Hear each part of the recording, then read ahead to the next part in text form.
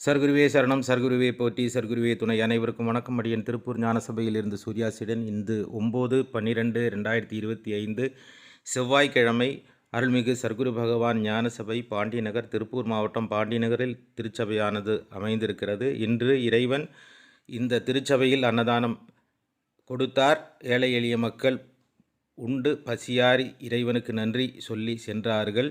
இன்று அன்னதானத்துக்காக உதவி செய்த அனைவருக்கும் நன்றி. 9ஆம் தேதி இன்று அன்னதானத்துக்காக வந்து சேர்ந்த காணிக்கையானது 854 ரூபாய்.